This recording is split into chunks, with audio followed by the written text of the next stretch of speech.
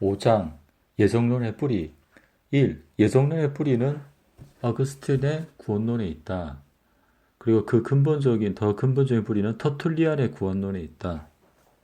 그것은 구원이란 죄 사함을 받는 것이다. 이 사상이 어거스틴에게 개성되어서 구원과 죄 사함을 동일시하게 되었다.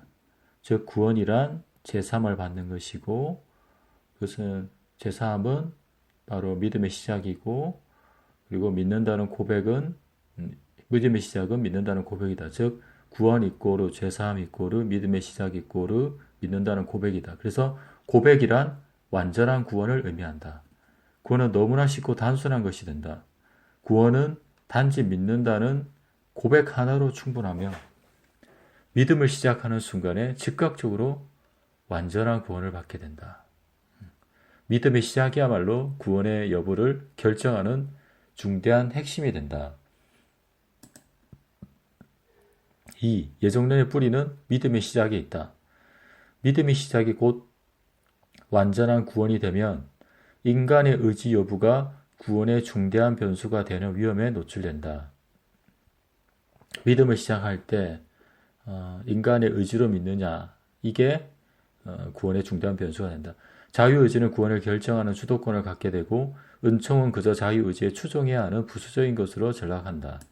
펠라기우스는 자유의지가 믿음을 시작한다고 주장했고 어거스틴은 오직 은총이 믿음을 시작하게 만든다고 주장했다. 펠라기우스의 자유의지와 어거스틴의 오직 은총. 믿음의 시작에 대한 주도권은 누가 가지느냐, 즉 은총이냐 자유의지냐. 어거스틴은 믿음의 시작에서 자유의지가 개입할 가능성을 완전히 제거해야 했다. 믿음을 시작하는데 자유의지가 개입해서는 절대 안 된다. 그 가능성을 완전히 제거해야 했다.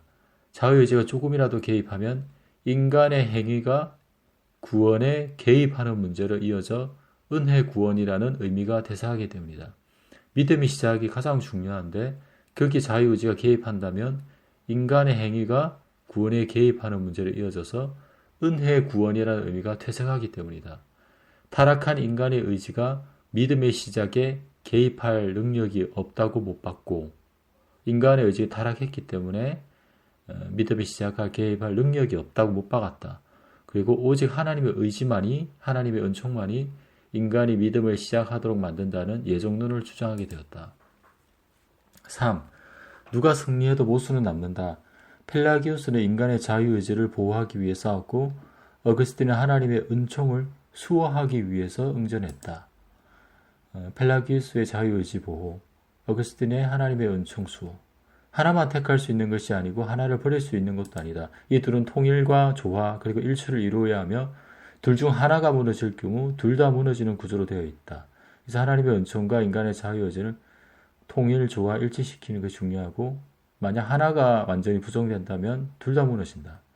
펠라기우스 주장대로 자유의지가 믿음을 결정한다면 즉각적으로 하나님의 주권이 손상받는 일이 발생하게 된다. 만약에 자유의지에 의해서 믿음이 결정된다면 하나님의 주권은 손상받는다. 하나님의 구원의 은혜는 타락하고 나약한 인간의 의지에 춤추게 되고 변신과 배반을 반복하는 인간의 의지로 인해 구원의 여부도 불투명하게 된다. 구원이 인간의 의지적 선택에 의해 결정된다는 이단성마저 드러난다. 즉 펠라기우스 주장대로 자유의지가 믿음을 결정한다면 그럼 하나님의 주권이 손상을 받을 수도 있고 또 변신과 배반을 반복하는 나약한 의지로 인해 구원의 여부도 불투명하게 되고 마지막으로 구원은 인간의 의지적 선택에 결정된다. 이단성마저도 드러난다.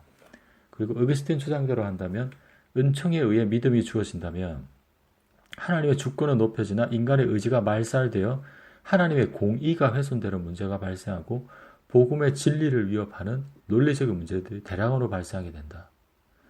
즉 하나님의 오직 은총으로 믿음이 주어진다. 그러면 인간의 의지가 들었을 장소가 없다. 그럼 하나님의 공의가 훼손된다. 4. 인간의 은총과 자유의지가 조화하는 길. 이레니우스의 구원론이다. 방갈로 1. 믿음의 시작이나 죄사함은 구원의 핵심이 아닌 초보 단계로 취급한다. 믿음의 시작에 있어서 얼마든지 자유의지가 개입할 가능성이 있다. 아무리 타락한 인간이라 할지라도 누구든지 의지만 있으면 믿음을 선택하여 구원의 첫걸음을 시작할 수 있다고 본다. 믿음의 시작은 구원의 크고 넓은 문에 들어서는 부르심의 초청에 지나지 않는다. 즉 믿음의 시작이나 제사하면은 인간의 의지가 자유의지가 개입할 가능성이 충분히 있다. 근데 그것은 초보 단계에 불과하고 구원의 크고 넓은 문에 들어서는 부르심의 초청에 지나지 않는다. 이 방갈로 구원에서 핵심 과정을 통과하는 일. 그러나 시작이 문제가 아니라 구원의 핵심 과정을 통과하는 일은 인간의 의지와 능력으로는 불가능하고 오직 성령의 인도와 하나님의 허락하심이 있어야만 가능하다. 히브리서 6장 3절. 핵심 과정을 통과하는 일은 성령의 인도와 하나님의 허락하심이다. 인간의 자유의지는 구원의 부르심에 응답할 수 있으나 구원의 택하심에 이르기 위해서는 성령의 인도가 절대적이다.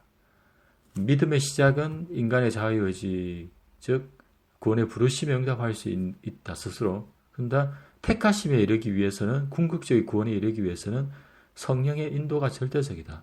성령은 자유의지를 말살하지 않으면서 오직 하나님의 주권으로만 가능한 구원의 길로 믿는 자를 인도하는 것이다. 성령님은 자유의지를 절대 말살하지 않으면서 하나님의 주권으로만 가능한 구원의 길, 그 궁극적인 택하심의 길로 믿는 자를 인도하시는 것이다.